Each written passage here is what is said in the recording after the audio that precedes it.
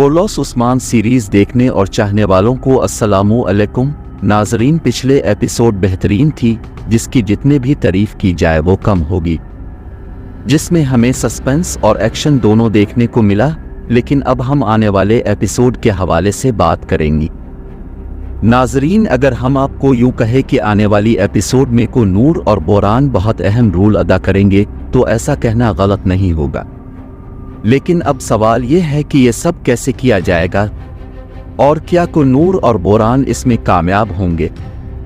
इस पर आज हम बात करेंगे, साथ ही उस जंग के बारे में भी बात करेंगे जो कि हमें आने वाली एपिसोड में देखने को मिल सकती है।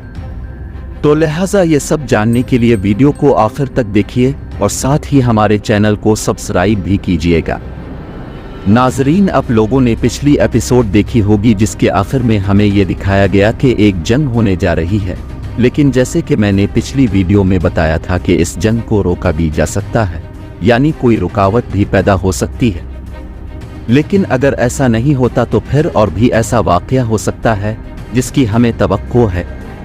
वो वाकया कुछ यूं होगा कि को नूर और बोरान किला फतह कर ले और उस्मान बे का दिल जीत कर उस्मान बे इन दोनों को वापस अपने सफ में शामिल कर ले।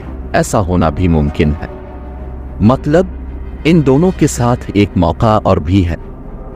अब असल बात यह है कि ये दोनों किला को कैसे फतह कर सकते हैं। तो नाजरीन, ऐसा होना मुमकिन है कि सभी जंग में मसरूफ हों, पीछे से को नूर और बोरान हमला करें और किला फतह कर ले।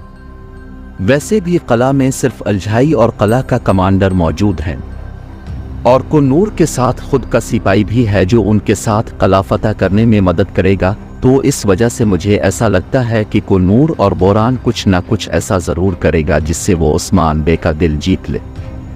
अगर ये दोनों ऐसा करते हैं तो फिर ज़्यादा चांस ये है कि उस्मान बे उनको मुआफ़ करेगा। इन सब के बारे में आप लोगों की क्या राय है? अपनी राय कमेंट्स बॉक्स में हमारे साथ ज़रूर शेयर करें। वीडियो अच्छी लगी हो तो वीडियो को लाइक और चैनल को सब्सक्राइब करके साथ मौजूद बेल आइकन को प्रेस करना ना भूलिएगा।